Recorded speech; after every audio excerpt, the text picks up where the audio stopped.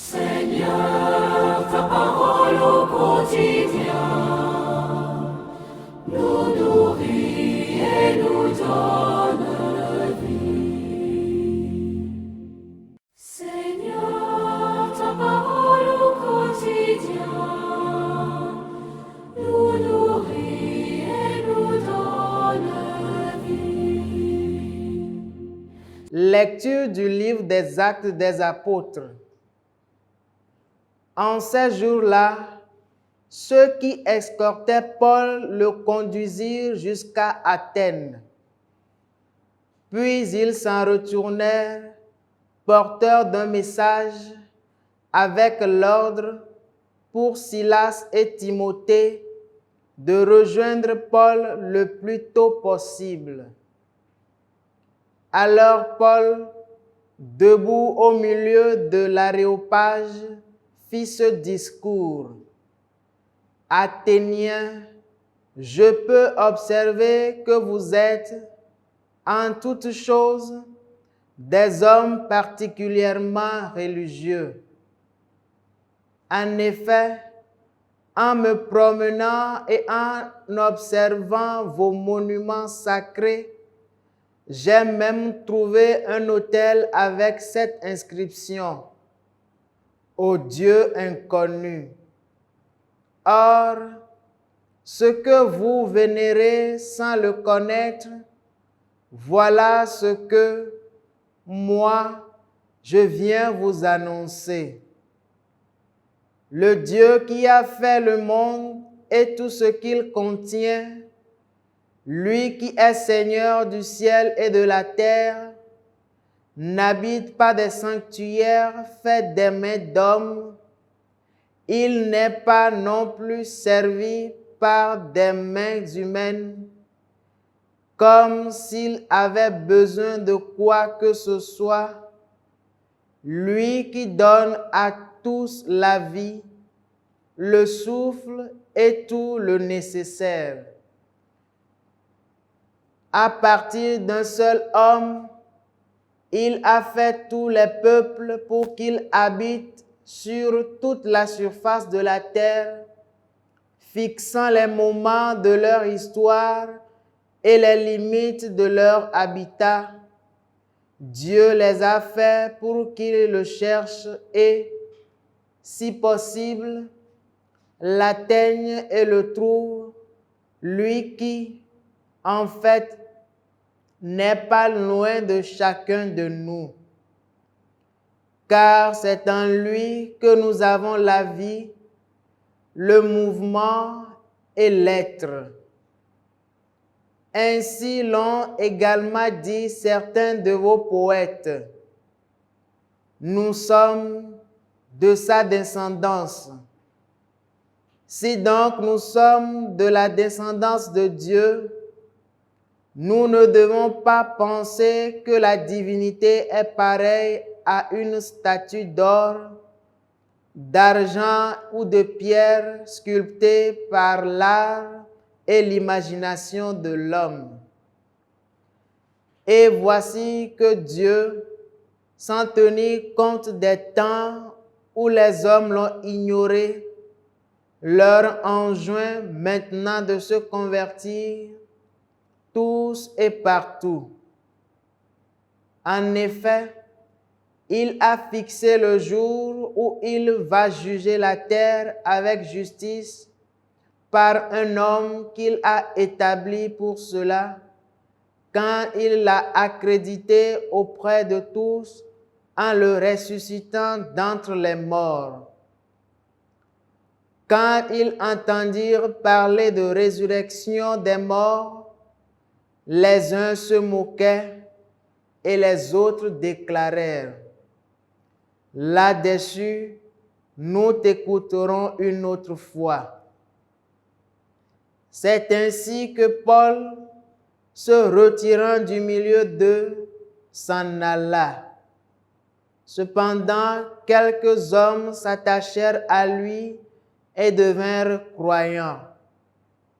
Parmi eux, il y avait Denis, membre de l'Aréopage, est une femme nommée Damaris, ainsi que d'autres avec eux. Après cela, Paul s'éloigna d'Athènes et se rendit à Corinthe.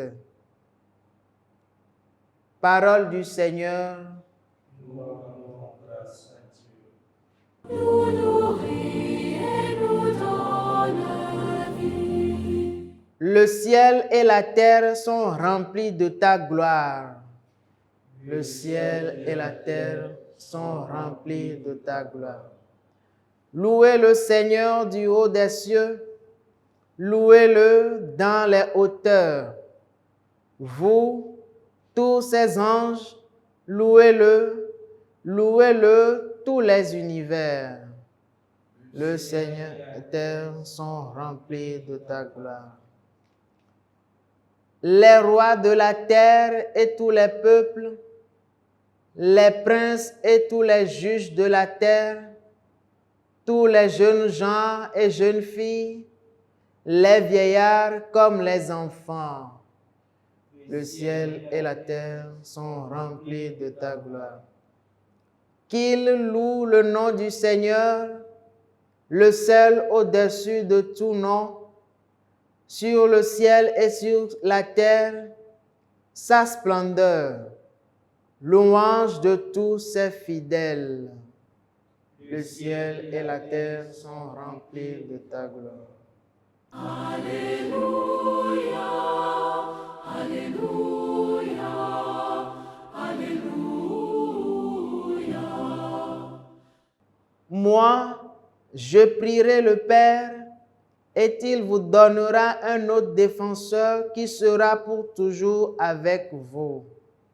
Alléluia, Alléluia, Alléluia. Évangile de Jésus-Christ selon Saint Jean. En ces temps-là, Jésus disait à ses disciples, « J'ai encore beaucoup de choses à vous dire, mais pour l'instant, vous ne pouvez pas les porter, car il viendra lui, l'Esprit de vérité. Il vous conduira dans la vérité tout entière.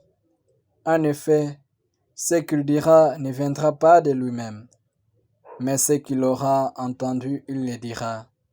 Et ce qui va venir, il vous le fera connaître. Lui me glorifiera, car il recevra ce qui vient de moi, pour vous le faire connaître. Tout ce que possède le Père est à moi. Voilà pourquoi je vous ai dit, l'Esprit reçoit ce qui vient de moi, pour vous le faire connaître. Acclamons la parole de Dieu. Alléluia, Alléluia, Alléluia. Frères et sœurs en Christ, dans notre marche de foi, il y a des moments où nous avons l'impression de ne pas tout comprendre, de ne pas tout saisir du plan de Dieu. Et les lectures de ce jour nous rappellent une vérité essentielle. Dieu ne nous révèle pas tout d'un coup. Il nous conduit progressivement par son esprit. Cette pédagogie divine demande de notre part une attitude fondamentale qui est l'écoute et la confiance. Dans la première lecture, Paul se trouve à Athènes, un haut lieu de la culture et de la philosophie grecque. Il s'adresse à des hommes intelligents, mais qui ne connaissent pas encore le vrai Dieu. Il part de leur réalité l'autel pour les conduire vers la révélation du Dieu vivant. Paul ne commence pas en condamnant, il observe, il écoute, il part de ce que les Athéniens connaissent déjà. Il reconnaît leur recherche sincère de Dieu, puis il les conduit plus loin. Celui que vous adorez sans le connaître, c'est lui que je viens vous annoncer. Cela nous enseigne une méthode missionnaire profonde. Dieu est déjà à l'œuvre dans le cœur de chacun de nous. Notre rôle est d'aider à reconnaître sa présence. Mais Paul va plus loin. Il annonce un Dieu vivant, créateur, proche, qui appelle tous les hommes à la conversion.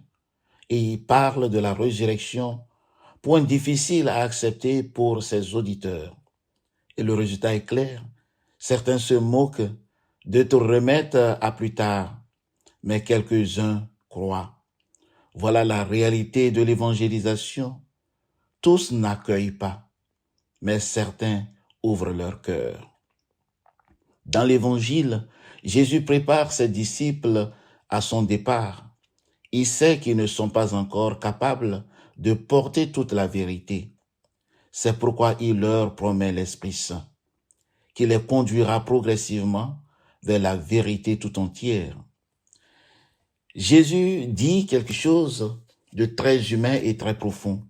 J'ai encore beaucoup de choses à vous dire, mais pour l'instant, vous ne pouvez pas les porter. Dieu respecte notre rythme. Il ne nous force pas, mais il nous accompagne. L'Esprit Saint est présenté comme un guide, un révélateur, un glorificateur du Christ. Cela signifie que la vérité chrétienne n'est pas seulement un savoir, mais une relation vivante avec Dieu, éclairée progressivement. Frères et sœurs en Christ, les lectures d'aujourd'hui nous invitent à 3 attitudes. Chercher Dieu sincèrement comme les Athéniens, annoncer avec intelligence et respect comme Paul, faire confiance à l'Esprit Saint qui nous guide progressivement. Nous n'avons pas besoin de tout comprendre aujourd'hui. Ce qui compte, c'est d'avancer avec Dieu, pas à pas.